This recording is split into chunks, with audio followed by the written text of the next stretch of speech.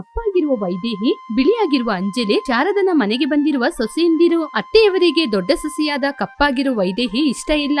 ಆದ್ರೆ ದೊಡ್ಡ ಸೊಸೆ ಮಾಡುವ ಅಡುಗೆಗಳು, ತಿಂಡಿಗಳು, ಕೆಲಸಗಳೆಲ್ಲ ಎಷ್ಟು ಇಷ್ಟಪಟ್ಟು ತಿಂತಾ ಇದ್ಲು, ಕುಡಿತಾ ಇದ್ಲು. ಸೊಸೆನ ಅತ್ತೆ ಬೈತಾ ಇದ್ರು, ಕೇವಲ ಮಾಡಿಸ್ತಾ ಇದ್ರು. ಆದರೆ ದೊಡ್ಡ ಸೊಸೆಯಾದ ವೈದೇಹಿ ಮಾತ್ರ ಅದಕ್ಕೆ ತಲೆ ಕೆಡಿಸಿಕೊಳ್ಳದೆ ತನ್ನ ಅಡುಗೆ ಕೆಲಸವನ್ನು ಮಾಡಿಕೊಂಡು ತನ್ನ ಗಂಡನ್ ಜೊತೆ ಸಂತೋಷವಾಗಿ ಇದ್ಲು. ಬಿಳಿಯಾಗಿರುವ ಸೊಸೆಯಾದ ಅಂಜಲಿ ದುರಂಕಾರದಿಂದ ಮಾತಾಡ್ಕೊಂಡು ತನ್ನ ಗಂಡನಿಗೂ ಗೌರವವನ್ನು ಕೊಡ್ತಾ ಇರ್ಲಿಲ್ಲ. ಯಾವಾಗ ನೋಡಿದ್ರು ಮೇಕಪ್ ಅನ್ನು ಮಾಡಿಕೊಂಡು ಯಾವಾಗ್ಲೂ ತನ್ನ ಮೇಕಪ್ ಹೋಗದ ಹಾಗೆ ಮತ್ತೆ ಮತ್ತೆ ಮೇಕಪ್ ಅನ್ನು ಮಾಡ್ಕೊಳ್ತಿದ್ಲು. ಇದನ್ನೆಲ್ಲ ಅವರ ಅತ್ತೆ ನೋಡಿ ತುಂಬಾನೇ ಸಂತೋಷ ಪಡುತ್ತಾ ಇನ್ನಷ್ಟು ಮೇಕಪ್ ಮಾಡ್ಕೋ ಅಂತ ಹೇಳೋದು ಮಾತ್ರವಲ್ಲದೆ ತಾನು ಕೂಡ ಮೇಕಪ್ ಅನ್ನು ಮಾಡಿಕೊಂಡು ಮೇಕಪ್ ರಾಣಿ ಎನ್ನುವಷ್ಟು ಹೆಸರು ಗಳಿಸಿದ್ರು. ಇಷ್ಟಕ್ಕೂ ಮೇಕಪ್ ಇಲ್ಲದೆ ನಿದ್ರೆ ಕೂಡ ಮಾಡ್ತಾನೆ ಇರ್ಲಿಲ್ಲ. ಶಾರದ ಒಂದು ದಿನ ಕನ್ನಡಿಯ ಮುಂದೆ ನಿಂತ್ಕೊಂಡು ಮೇಕಪ್ ಅನ್ನು ಮಾಡ್ಕೊಳ್ತಾ ಇರುವಾಗ ಒಂದೇ ಮನೆಯ ಸೊಸೆಯಂದಿರಾದ ಅಕ್ಕ ತಂಗಿಯರಿಬ್ಬರು, ನೋಡಿದ್ರ ಅಕ್ಕ, ನಮ್ಮ ಅತ್ತೆ ಈ ವಯಸ್ಸಲ್ಲೇ ಇಷ್ಟೊಂದು ಮೇಕಪ್ ಮಾಡ್ತಾ ಇದ್ದಾರೆ ಅಂದ್ರೆ ಇಳಿ ವಯಸ್ಸಿನಲ್ಲಿ ಎಷ್ಟು ಮೇಕಪ್ ಮಾಡ್ತಿದ್ರು. ಮಾವ ಸಂಪಾದನೆ ಮಾಡಿದ ಹಣ ಎಲ್ಲವೂ ಇವರ ಮೇಕಪ್ಪಿಗೇನೆ ಸರಿ ಆಗ್ತಾ ಇತ್ತೋ ಏನೋ. ನಮ್ಮ ಅತ್ತೆಯವರು ಮಾಡುವಂತಹ ಮೇಕಪ್ ಕಂಪನಿಯಲ್ಲಿ ಕೆಲಸ ಮಾಡುವವರೆಲ್ಲ ಇವರು ಮೇಕಪ್ ಮಾಡೋದ್ರಿಂದಾನೇ ಆ ಹಣದಲ್ಲಿ ಅವರು ಕೂಡ ತಿಂತಾ ಇದ್ದಾರೆ ಏನೋ. ಇವರು ಮೇಕಪ್ ಮಾಡೋದ್ರಿಂದ 4 ಜನ ಊಟ ಮಾಡ್ತಿದ್ದಾರೆ. ಹೌದು, ನಮ್ಮ ಅತ್ತೆಯವರು ಇಷ್ಟೊಂದು ಮೇಕಪ್ ಮಾಡ್ಲಿಕ್ಕೆ ಕಾರಣ ಏನಾಗಿರ್ಬೋದು? ಸಂಬಂಧಿಕರ ಮನೆಯಲ್ಲಿ ಕೂಡ ವಿಶೇಷ ಇಲ್ಲ, ಇಲ್ಲಿ ಅಕ್ಕಪಕ್ಕದ ಮನೆಯಲ್ಲಿ ಕೂಡ ವಿಶೇಷ ಇಲ್ಲ. ಹಾಗಾದ್ರೆ ಏನಾಗಿರ್ಬೋದು? ಅವರ ಮಾವಯ್ಯ ಭೂಪತಿ ಅಲ್ಲಿಗೆ ಬಂದು, ಅಂಜಲಿ, ಇವಾಗ ಅಕ್ಕ ತಂಗಿಯರಿಬ್ಬರು ಚೆನ್ನಾಗಿ ಮಾತಾಡ್ತಾ ಇದ್ದೀರಾ? ಅವಾಗವಾಗ ಯಾಕಮ್ಮ ಜಗಳ ಆಡ್ಕೊಳ್ತೀರಾ? ಯಾವ ಜಗಳನೂ ಇಲ್ಲದೆ ಒಗ್ಗಟ್ಟಿನಿಂದ ಇದ್ರೆ ಎಷ್ಟು ಚೆನ್ನಾಗಿರುತ್ತಮ್ಮ. ಅಂಜಲಿ ಏನು ಮಾತನಾಡದೆ ಅಲ್ಲಿಂದ ಹೊರಟೋದ್ಲು. ಅಂಜಲಿ ಯಾವಾಗ್ಲೂ ಹೀಗೇನೆ ಮಾವಯ್ಯ, ಚಿಂತೆ ಮಾಡ್ಬೇಡಮ್ಮ, ಎಲ್ಲದಕ್ಕೂ ಒಳ್ಳೆ ಕಾಲ ಬರುತ್ತೆ. ಹೌದು, ನಿಮ್ಮತ್ತೆ ಎಲ್ಲಿಗೆ ರೆಡಿ ಆಗ್ತಿದ್ದಾಳೆ? ಏನಾದ್ರೂ ವಿಶೇಷ ಇದೆಯಾ? ನನಗ್ ಮಾತ್ರ ಏನ್ ಮಾವ ಗೊತ್ತು, ಅತ್ತೆ ನನ್ನ ಕಂಡ ತಕ್ಷಣ ಕಾಣ್ಬಾರ್ದನ್ನು ನೋಡಿದ ಹಾಗೆ ಓಡ್ತಾ ಇದ್ದಾರೆ. ಅಸಹ್ಯವಾಗಿ ಮುಖ ಇಟ್ಕೊಂಡು ಏನಾದ್ರೂ ಒಂದು ಹೇಳ್ತಾನೆ ಇರ್ತಾರೆ. ನೀನು ಮಾಡುವಂತ ಹಾಡಿಗೆ ತುಂಬಾ ಚೆನ್ನಾಗಿದೆ ಅಂತ ತಿಂತಾ ಇದ್ದಾಳೆ ಅಂದ್ರೆ ನಿನ್ ಮೇಲೆ ಪ್ರೀತಿ ಇದೆ ಅಂತ ತಾನೇ ಅರ್ಥ. ನಿಧಾನವಾಗಿ ನಿಮ್ಮತ್ತೆ ನಿನ್ನನ್ನು ಕೂಡ ಒಪ್ಕೋತಾಳೆ ಮಗಳೇ. ಬಿಳಿಯಾಗಿ ಇರುವುದೆಲ್ಲ ಹಾಲಲ್ಲ, ಕಪ್ಪಾಗಿರುವುದೆಲ್ಲ ನೀರಲ್ಲ ಅಂತ ನಿಮ್ಮ ಅತ್ತೆ ಕೂಡ ತಿಳ್ಕೋತಾಳೆ. ಮಾವಯ್ಯ, ನನ್ಗೆ ನಿಮ್ನ ನೋಡಿದ್ರೆ ನಿಮ್ಮೊಳಗೆ ನನ್ ತಂದೆನ ನೋಡುವ ಹಾಗಿದೆ. ಹಾಗೆ ಅಂತ ಹೇಳಿ ವೈದೇಹಿ ಅಲ್ಲಿಂದ ಮನೆಯೊಳಗೆ ಹೊರಟೋದ್ಲು. ಚೆನ್ನಾಗಿ ಡ್ರೆಸ್ ಮಾಡ್ಕೊಂಡು ಕೂಲಿಂಗ್ ಗ್ಲಾಸ್ ಅನ್ನು ಹಾಕಿಕೊಂಡು ಕ್ರೈಮ್ ಸ್ಟೋರಿ ಮಾಡುವಂತಹ ಸುಮಿತ್ರಾನ ಮನೆಗೆ ಬಂದ್ಲು. ಸುಮಿತ್ರಾ, ಶಾರದಾ ಅವರಿಬ್ಬರು ತುಂಬಾ ಒಳ್ಳೆ ಗೆಳತಿಯರು. ಸುಮಿತ್ರಾ ಬಾಗಿಲನ್ನು ತೆರೆದು ಮುಂದೆ ನಿಂತಿರುವ ಶಾರದಾನ ನೋಡಿದ್ಲು. ಶಾರದಾ, ನೀನಾ? ಮನೆಯೊಳಗೆ ಬಾ. ಹಾಗೆ ಹೇಳಿದಾಗ ಶಾರದಾ ಬಂದು ಸೋಫಾದಲ್ಲಿ ಕೂತ್ಕೊಂಡ್ಲು. ಸುಮಿತ್ರಾ ಕೂಡ ಸೋಫಾ ಮೇಲೆ ಕೂತ್ಕೊಂಡ್ಲು. ಹೇಳೆ, ಇಷ್ಟು ದೂರ ಬಂದಿದೀಯಾ? ಹೇಳೆ, ನನ್ನ ಕಪ್ಪಾಗಿರುವ ಸೊಸೆಯನ್ನು ಕೊಲ್ಲಿಕ್ಕೆ ಪ್ಲಾನ್ ಕೇಳೋಣ ಅಂತ ಬಂದೆ. ಏಯ್, ನನಕ್ಕಿಂತ ನೀನೇ ಈ ರೀತಿ ಪ್ಲಾನ್ ಎಲ್ಲ ಮಾಡ್ತೀಯಾ? ಹಾಗಿರುವಾಗ ನೀನೋಗಿ ನನ್ ಜೊತೆ ಪ್ಲಾನ್ ಕೇಳೋದಾ? ನನಗೆ ಮಾತ್ರ ಹೇಗೆ ಗೊತ್ತಾಗುತ್ತೆ ಶಾರದಾ? ಏಯ್, ಏನೇ ಇದ್ದಕ್ಕಿದ್ದಂಗೆ ಹಾಗೆ ಎಲ್ಲ ಮಾತಾಡ್ತಾ ಇದ್ದೀಯಾ? ನೀನು ಕ್ರೈಮ್ ಸ್ಟೋರಿ ಬರೆಯುವವಳು, ನಿನಗೆ ಈ ರೀತಿ ಕತೆಗಳು ಗೊತ್ತಿಲ್ವಾ? ನಿನ್ನ ಕತೆಯಿಂದ ನನಗೆ ಒಂದು ಐಡಿಯಾ ಹೇಳು. ಏನೇ ನೀನು ಯಾವಾಗ ನನ್ ಜೊತೆ ಬಂದ್ರೂ ಕೂಡ ವೈದೇಹಿಯನ್ನು ಕೊಲ್ಲುವ ಪ್ಲಾನ್ ಕೇಳ್ತೀಯ? ಆದ್ರೆ ನನ್ ಜೊತೆ ಇವಾಗ ಪ್ಲಾನ್ ಇಲ್ಲ ಕಣೆ. ಬೇಕಂದ್ರೆ ನಾನ್ ಬರೆದಿರುವ ಕತೆಗಳ ಪುಸ್ತಕ ಕೊಡ್ತೀನಿ, ಓದಿ ನೋಡು. ಅಯ್ಯೋ, ಪುಸ್ತಕನ ನೋಡಿ ಓದ್ಲಿಕ್ಕೆ ನನಗೆ ಅಷ್ಟೊಂದು ಸಮಯ ಇಲ್ಲ ಇವಾಗ. ಸರಿ, ನನ್ಗೆ ಮಾರ್ಕೆಟಿಗೆ ಹೋಗಿ ಬಿಳಿಯಾಗಿರುವ ನನ್ನ ಸೊಸೆಗೆ ನನಗೆ ಫೋನ್ ಮಾಡಿ ಹೇಳು. ನೀನು ಒಂದ್ 5 ನಿಮಿಷ ಇಲ್ಲೇ ಕೂತ್ಕೊಂಡ್ರೆ ನಾನು ಹೋಗಿ ಬಿಸಿ ಬಿಸಿ ಟೀ ಕಾಫಿ ಏನಾದ್ರೂ ಮಾಡ್ಕೊಂಡ್ ಬಂದ್ಬಿಟ್ಟು ನಾವಿಬ್ರು ಕೂತ್ಕೊಂಡು ಆಲೋಚನೆ ಮಾಡೋಣ. ಆವಾಗ ನಿನಗಾದ್ರೂ ಅಥವಾ ನನಗಾದ್ರೂ ಯೋಚನೆ ಬರ್ಬೋದು. ಸರಿ ಸುಮಿತ್ರಾ, ಸರಿ, ಹೋಗಿ ಟೀನಾ ತಗೊಂಬಾ.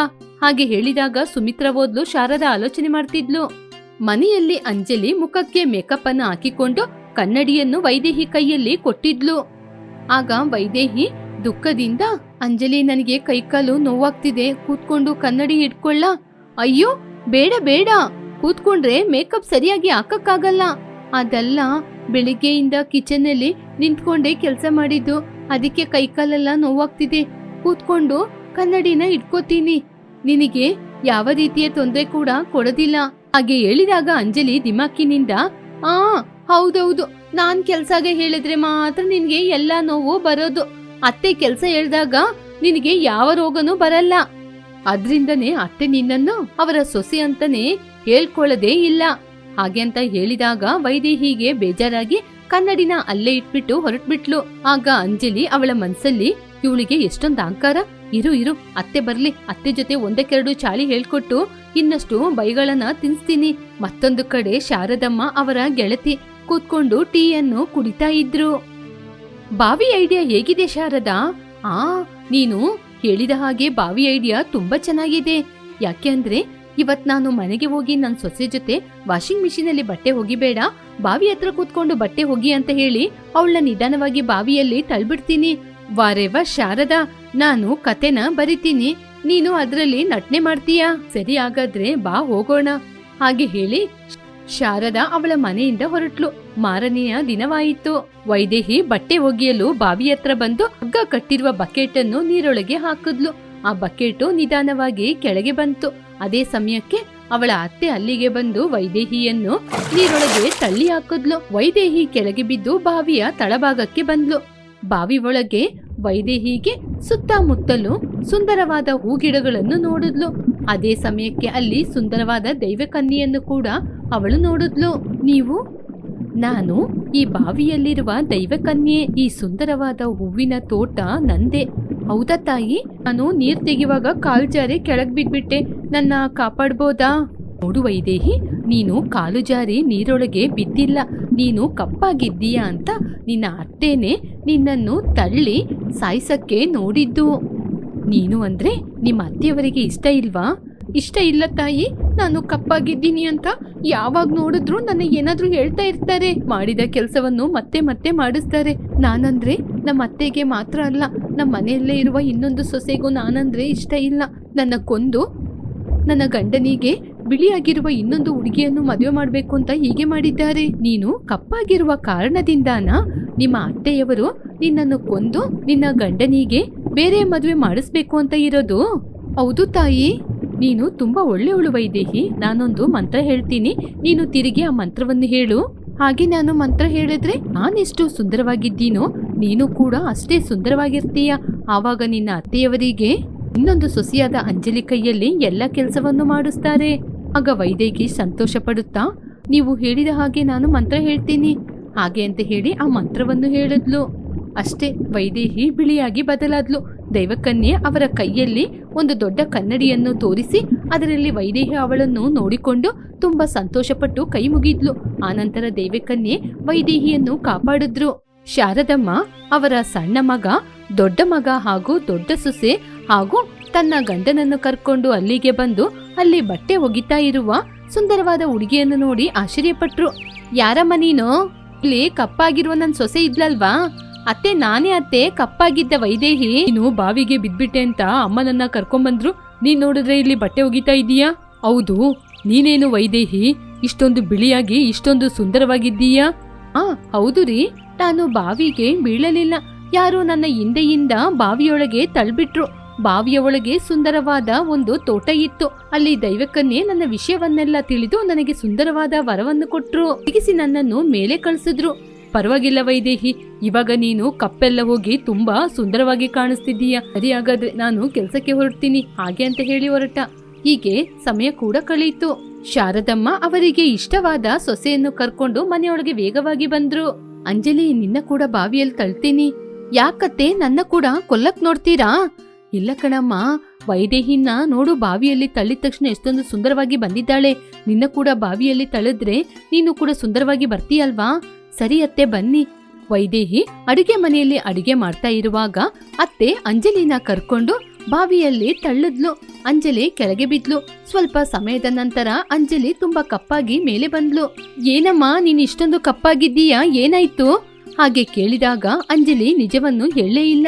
ತನ್ನ ಮನಸ್ಸೊಳಗೆ ತಾನೇ, ಇವಾಗ ನಿಜವನ್ನು ಅತ್ತೆ ಜೊತೆ ಹೇಳ್ಬಿಟ್ರೆ ನನ್ನ ಬಣ್ಣ ಯಾವತ್ತೂ ಬದಲಾಗುವುದಿಲ್ಲ. ವೈದೇಹಿಗೆ ಸೇವೆ ಮಾಡಿದ್ರೆ ಮಾತ್ರ ಬಣ್ಣ ಬದಲಾಗುತ್ತೆ.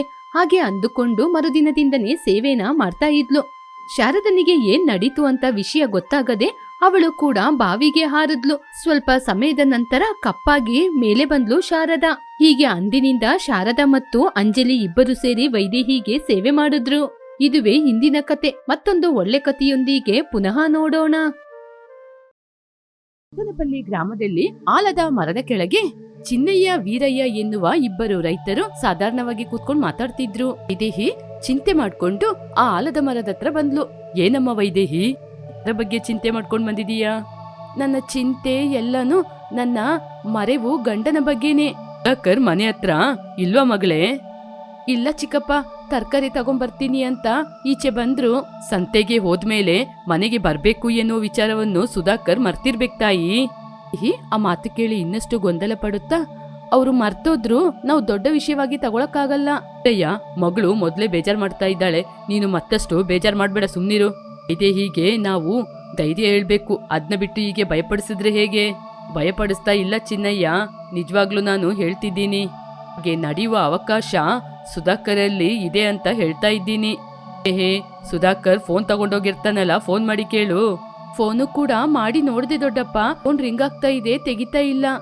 ಆದ್ರೆ ಸುಧಾಕರ್ ಮನೆಗೆ ಹೋಗುವ ವಿಚಾರದ ಜೊತೆ ಅವನ ಜೊತೆ ಫೋನ್ ಇರುವ ವಿಚಾರವನ್ನು ಕೂಡ ಮರ್ತಿರ್ಬೋದು. ಅಯ್ಯೋ, ನನ್ನ ಮರೆವು ಗಂಡ ನನಗೆ ಬೇಕೇ ಬೇಕು. ಹಾಗೆ ಅಂತ ವೈದೇಹಿ ಅಲ್ಲಿಂದ ತರಕಾರಿ ಮಾರುವ ಜಾಗಕ್ಕೆ ಓಡಿದ್ಲು. ಸಂತೋಷದಿಂದ ಒಬ್ಬರನ್ನು ಒಬ್ಬರು ನೋಡಿಕೊಂಡು, ಹೇಗಾದ್ರೂ ಸುಧಾಕರ್ ಜೊತೆ ಇರುವ ಫೋನ್ ನಾವು ತಗೊಳ್ಬೇಕು. ನೀನು ಮಾರಿದ್ರೆ ಸರಿಸಮಾನವಾದ ಹಣ ನನಗ್ ಕೊಡ್ಬೇಕು. ಆಗ್ಲೇ ಒಂದು 500 ರೂಪಾಯಿ ಇದ್ರೆ ಕೊಡು, ಆಮೇಲೆ ನಿನ್ ಜೊತೆ ನಾನು ಆ ಫೋನ್ ಬಗ್ಗೆನೆ ಕೇಳದೇ ಇಲ್ಲ. ಹೀಗೆ ಇಬ್ಬರು ಮಾತಾಡ್ತಾ ಇದ್ರು. ವೈದೇಹಿ ತರಕಾರಿ ಮಾರ್ಕೆಟ್ ಹತ್ರ ಬಂದ್ಲು. ಸುತ್ತಮುತ್ತ ನೋಡ್ತಾ ಇದ್ಲು, ಅವಳ ಮರೆವು ಗಂಡ ಎಲ್ಲಾದ್ರೂ ಸಿಕ್ತಾನಾ ಅಂತ. ಅವಳ ಕಣ್ಣಿಗೆ ಎಲ್ಲೂ ಕೂಡ ಸುಧಾಕರ್ ಬೀಳಲೇ ಇಲ್ಲ. ಸುಧಾಕರ್ ಒಬ್ಬ ತರಕಾರಿ ಮಾರುವನ ಬಳಿ ತರಕಾರಿ ತಗೊಳ್ತಾ ಇದ್ದ. ಆಗ ಅಲ್ಲಿಗೆ ಕಮಲ ಬಂದ್ಲು. ಬಾವಾ, ಚೆನ್ನಾಗಿದ್ದೀರಾ? ಅತ್ತಿಗೆ, ನಾನ್ ಚೆನ್ನಾಗಿದ್ದೀನಿ, ನೀವ್ ಚೆನ್ನಾಗಿದ್ದೀರಾ? ನಿಮ್ಮ ಮಕ್ಕಳೆಲ್ಲ ಚೆನ್ನಾಗಿದ್ದಾರ? ಅತ್ತೆಯವರು ಚೆನ್ನಾಗಿದ್ದಾರ? ಹಾಗೆ ಅಂತ ಸುಧಾಕರ್ ಕೇಳ್ತಾ ಇರುವಾಗ ದಿನ ಮಧ್ಯದಲ್ಲಿ ಕಮಲ ಮಾತನಾಡುತ್ತಾ, ಬಾವಾ ಬಾವಾ ಹೇಳಿ ಅತ್ತಿಗೆ, ಮತ್ತೆ ನಾನು ನಿಮ್ನ ಮರ್ತು ಬಿಡ್ತೀನಿ. ಅತ್ತೆಯವರು ಚೆನ್ನಾಗಿದ್ದಾರಾ? ನಿಮ್ಮ ಅಮ್ಮನವರು ಚೆನ್ನಾಗಿದ್ದಾರಾ? ಇನ್ನು ನಿಮ್ಮ ಅಜ್ಜಿಯವರೆಲ್ಲ ಚೆನ್ನಾಗಿದ್ದಾರಾ? ದೊಡ್ಡಮ್ಮವರೆಲ್ಲ ಚೆನ್ನಾಗಿದ್ದಾರಾ? ಹಾಗೆ ಅಂತ ಎಲ್ಲರನ್ನೂ ಕೇಳಿದ ಸುಧಾಕರ್. ನೀವು ಹೀಗೆ ಕೇಳಲಿಕ್ಕೆ ಎಲ್ಲರೂ ಚೆನ್ನಾಗಿದ್ದಾರಾ ಅಂತ ಕೇಳಿದ್ರೆ ಸರಿಯಾಗ್ತಿತ್ತಲ್ವಾ? ಅತ್ತಿಗೆ, ನಾನು ಅದ್ನ ಮರ್ತು ಬಿಟ್ಟೆ. ಸರಿ, ಇಷ್ಟಕ್ಕೂ ನಾನು ಯಾರು ಅಂತ ಗೊತ್ತಾಯ್ತಾ? ಕೇಳಿದಾಗ ಸುಧಾಕರ್ ಕಮಲನನ್ನು ನೋಡಿದ. ಅವನಿಗೆ ನೆನಪಿಗೆ ಬರ್ಲಿಲ್ಲ. ಇಲ್ಲಮ್ಮ, ನನಗೆ ನೆನಪಾಗ್ತಾನೆ ಇಲ್ಲ. ಅಯ್ಯೋ ಬಾವಾ, ನನಗ್ ಕೂಡ ಅದೇ ಬೇಕಾಗಿರೋದು. ನಾನು ನಿಮ್ಮ ತಮ್ಮನೇ ಹೆಂಡತಿ. ಸರಿ ಬಾವಾ, ಶೇಖರ್ ನಂಬರ್ ಕೊಡ್ತೀನಿ, ನೋಟ್ ಮಾಡ್ಕೊಳ್ಳಿ. ಹೇಗೆ ಸೇವ್ ಮಾಡ್ಬೇಕು ಅಂತ ಗೊತ್ತಿಲ್ಲ ಕಣಮ್ಮ. ತಗೋ ನನ್ ಫೋನು, ನೀನೇ ಸೇವ್ ಮಾಡು. ಹಾಗೆ ಅಂತ ಸುಧಾಕರ್ ಫೋನ್ ಕೊಟ್ಟ. ನಿಮ್ ತಮ್ಮ ಶೇಖರ್ ನಂಬರ್ನ ಸೇವ್ ಮಾಡಿದೀನಿ, ತಗೊಳ್ಳಿ, ಫೋನ್ನ ತೆಗ್ದಿಟ್ಕೊಳ್ಳಿ. ಸರಿ ಕಮಲ, ಸರಿ, ನನ್ನ ನಂಬರ್ನ ನಿನ್ ಮೊಬೈಲಲ್ಲಿ ಸೇವ್ ಮಾಡ್ಕೊಳಲ್ವಾ? ತಗೋ ಫೋನು. ಸುಧಾಕರ್ ಮತ್ತೆ ತನ್ನ ಫೋನನ್ನು ಕೊಟ್ಟ. ಅವನ ಬುದ್ಧಿವಂತಿಕೆಯನ್ನು ನೋಡಿ, ಬಾವಾ, ನಾನ್ ಮರ್ತೇ ಬಿಟ್ಟೆ. ಸರಿ, ನೀವು ತರಕಾರಿನ ತಗೊಳ್ತಾ ಇರಿ, ನಾನು ನಂಬರ್ನ ಸೇವ್ ಮಾಡ್ಕೋತೀನಿ. ಸುಧಾಕರ್ ತರಕಾರಿಯನ್ನು ನೋಡ್ತಾ ಇದ್ದಂಗೆ ಕಮಲ ಆ ಫೋನನ್ನು ತೆಗೆದುಕೊಂಡು ಅಲ್ಲಿಂದ ವೇಗವಾಗಿ ಹೋಗ್ಬಿಟ್ಲು. ಫೋನನ್ನು ಕೊಟ್ಟ ವಿಷಯವನ್ನು ಸುಧಾಕರ್ ಮರ್ತೇ ಬಿಟ್ಟ. ತರಕಾರಿ ವ್ಯಾಪಾರಿ ಜೊತೆ ವ್ಯಾಪಾರ ಮಾಡ್ಕೊಂಡು 1 ಕೆಜಿ ತರಕಾರಿಯನ್ನು ಪ್ಯಾಕ್ ಮಾಡ್ಕೊಂಡು ತಗೊಂಡ. ಸುಧಾಕರ್ ತರಕಾರಿಯನ್ನು ತೆಗೆದುಕೊಂಡು ಅಲ್ಲಿಂದ ಹೋಗ್ತಾ ಇದ್ದಂಗೆ ತರಕಾರಿ ವ್ಯಾಪಾರಿ ಅವನನ್ನು ನಿಲ್ಲಿಸಿ, ಅಯ್ಯ, ಹಣ? ನನಗೇನು ನಿನ್ನ ಹಣ ಬೇಡ, ನೀನೇ ಇಟ್ಕೋ. ನಂದಲ್ಲಯ್ಯ, ನಿಮ್ಮದೇ. ನಾನು ನಿನ್ಗೆ ಅವಾಗ ಹಣ ಕೊಟ್ಟೆ. ಏನು ತಮಾಷೆ ಮಾಡ್ತಿದ್ದೀಯಾ?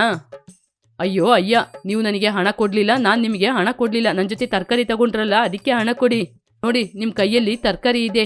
ಹಾಗೆ ಹೇಳಿದಾಗ ಸುಧಾಕರಿಗೆ ನೆನಪು ಬಂತು. ನನ್ನ ಫೋನಲ್ಲಿ ಯಾರು ತಗೊಂಡ್ರು?